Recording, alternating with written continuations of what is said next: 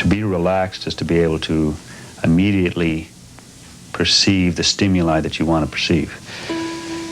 And I think the key to blocking the arrow is achieving an alpha state, and it's a very subtle process.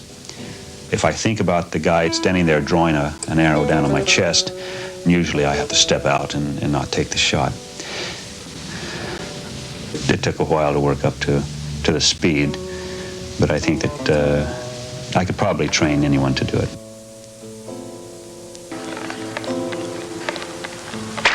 I did it, and then I tried to assist athletes in general on becoming quicker. There's a beauty in efficiency. To catch one, I have to start closing my hand when it leaves the bow. If I wait, then I'm too late. There's no time for thought.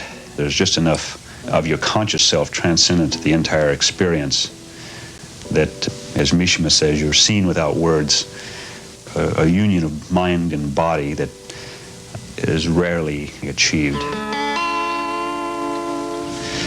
The ultimate ideal is to be master of yourself and your emotions. To be an alpha is to catch the arrow.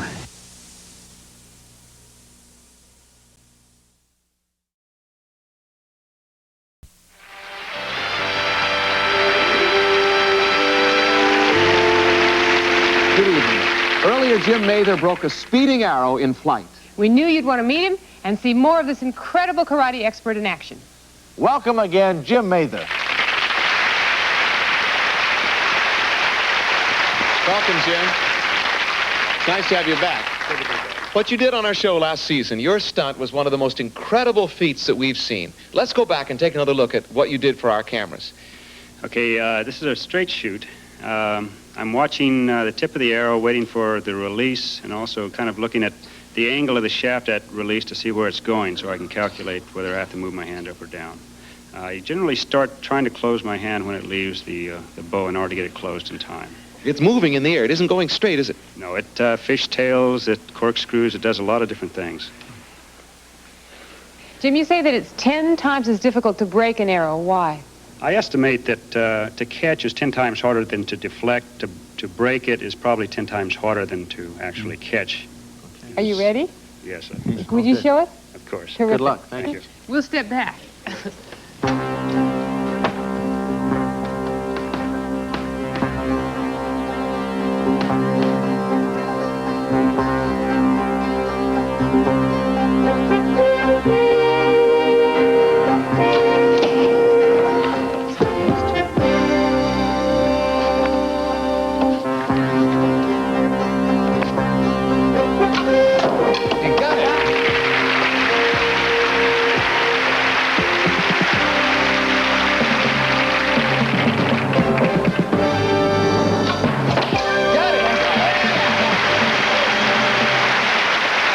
Let's take another look at that arrow break in slow motion.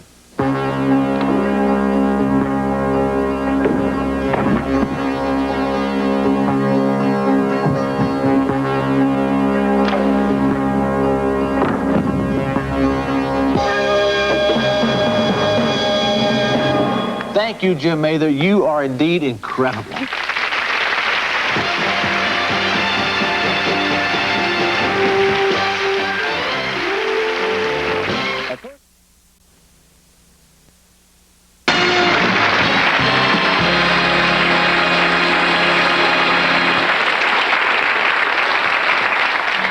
Ladies and gentlemen, I heard rumors that in America there existed a man who could do an incredible trick. The only problem was, could he do it within the confines of a studio? We got in touch, thought he might be able to. So it's my very great pleasure to ask you to welcome Jim Mather.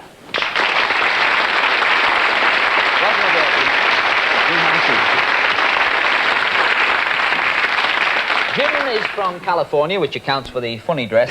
And is this regular going out dress in California now? Not currently. It's a costume based on a 17th century samurai outfit. Oh, it's lasted well. Yes.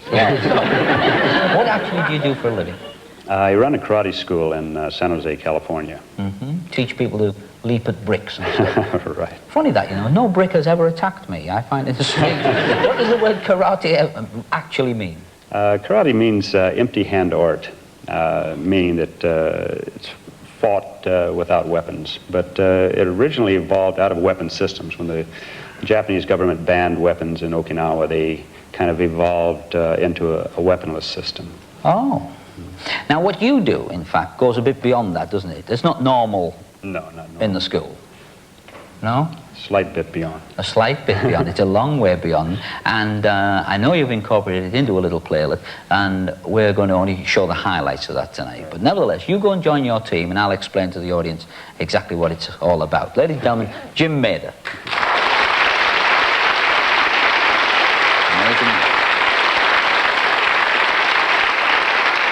Jim has brought several members over of the Californian Academy, and normally they incorporate all their skills into a little playlet, as I've said.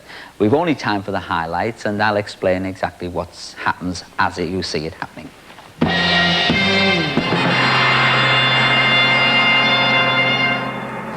What has already happened in the story is that a young boy played by Dan Mather, Jim Mather's son, is having a dream because he's been mugged earlier in the day, and now he dreams he has befriended two martial art masters and in fact becomes one himself. In the dream, Dan Mather, the young boy, becomes a master of nunchaku, and he shows off a little with it in front of his two new friends. The nasty guy reappears and fires an arrow. And the real master of nunchaku smashes it into pieces. An incredible feat considering the speed of the arrow. Another one of the masters of this art, Gary Nakahama, himself a karate champion, now demonstrates the bow staff. Very similar, of course, to the device used by Robin Hood and his merry men in days of yore. And if you watch the end of the stick, you'll realize with the speed you could get a very nasty crack on the head, or when he lunges forward, somewhat of a stomachache.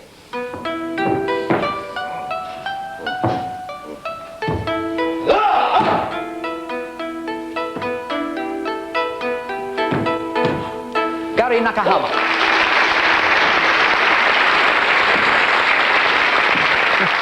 Good, isn't it? And you've already seen Jim Mather split one of these in half using a device known as nunchaku. But the thing that made him world famous was the fact he can catch these as they fly through the air with his bare hand. Watch closely.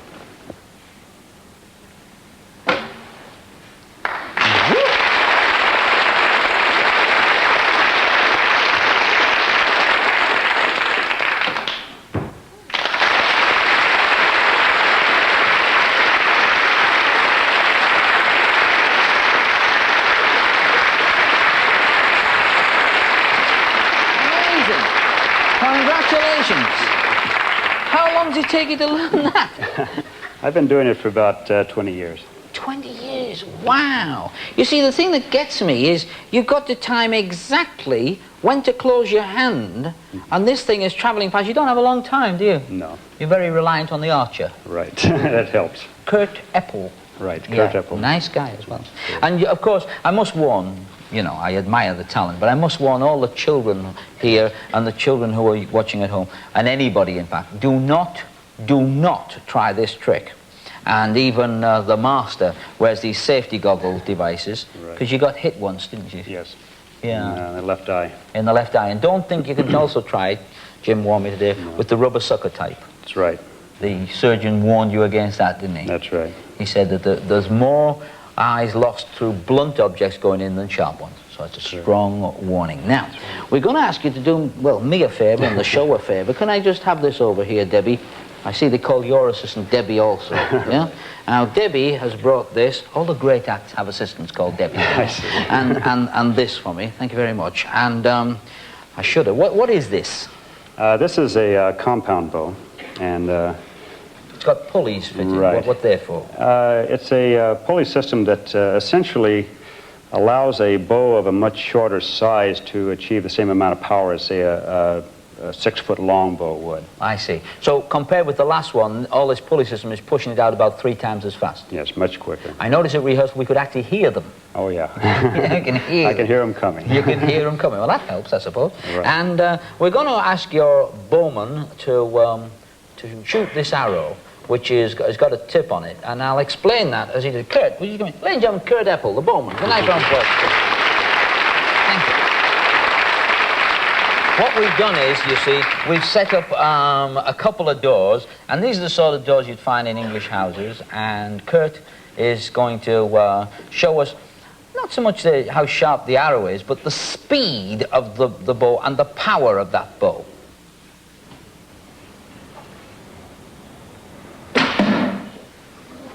Right through one door and into the next, I think, for me. And that's pretty powerful, isn't it? And you've got to remember, ladies and gentlemen, that these things are not designed to go through wood. They're just designed to go through animal matter. Some of it human. So at least you've removed the points. But even so, these things can be dangerous. Yes. And how fast do they go, you know, off the longbow we saw before? Well, at this distance, I would estimate that it's traveling approximately 100 miles an hour. And that bow that we're about to see gives about 3 times that power, but of course, because of the weight, the speed will be reduced to about, what, 170? Somewhere in that range, I would imagine. That's not, at 170, that's not very far, is it, to go past and grab it? I wish you luck, and thank you for trying on the show. Thank you. Ladies and gentlemen, Jim Mather. Don't try it, Jim.